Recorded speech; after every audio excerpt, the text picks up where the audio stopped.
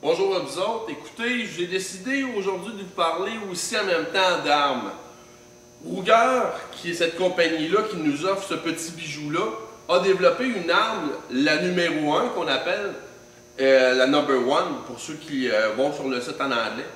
Eh bien, cette arme-là est une arme intéressante, mais basée vraiment sur des spécifications américaines. Pourquoi? Parce que les Américains sont assez friands des carabines un coup. Alors oui, on parle d'une arme un coup. Ce qui fait qu'on va ressembler beaucoup avec le système de levier qu'on connaît sur les Browning ou encore là, les Winchester. Ce qui fait qu'on va avoir un système qui va faire en sorte que la culasse va tout simplement descendre pour aller positionner notre cartouche et on va la refermer tout simplement.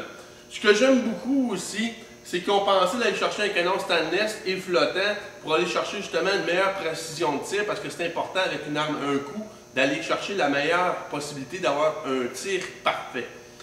On parle d'une carabine qui est en bois laminé, canon stainless comme je le disais tantôt, mais le côté qui est plaisant aussi de Ruger, c'est que c'est des montures qui sont incrustées, qui vont venir tout simplement, et je vais essayer de vous zoomer ça en espérant que vous soyez capable d'aller voir un petit peu par mon zoomage que je vais faire, et je ne sais pas jusqu'où je zoome, mais en espérant que pour vous c'est visible en masse.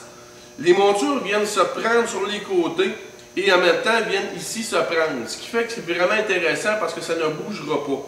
Ici, on parle d'un save qui est à l'arrière. Fait que de cette façon-là, on a toute la possibilité de la main. Même chose pour ce qui est du mécanisme qu'on voit ici super bien. Alors, c'est une arme qui est intéressante. Ici, j'ai 107 mm, un calibre que, bon, vous connaissez mon choix de calibre dans le 7 mm, qui pour moi, c'est un calibre que j'adore pour faire les gros gibiers du Québec. Je tenais à vous présenter cette arme-là parce que c'est une arme que je trouve intéressante. C'est bon pour la précision de tir. Et bien sûr, il faut pratiquer notre tir amplement parce que si on parle de chevreuil, entre autres, c'est une arme qui ne pardonne pas dans le sens que si je n'ai pas fait un bon tir, on sait que le chevreuil est un animal nerveux, il sera parti à la course assez rapidement. Mais il y a vraiment des demandes là-dessus. Je trouve ça intéressant comme arme aussi en même temps. C'est pour ça que je vous la présente ce matin. Donc, ça m'a fait plaisir de vous présenter cette petite arme-là. On parle d'un coût environ dans les 1500 $ parce qu'on parle d'une arme de très bonne qualité aussi. Fait que sur ça, j'espère que ça vous a plu, la petite chronique sur la numéro 1 de Ruger.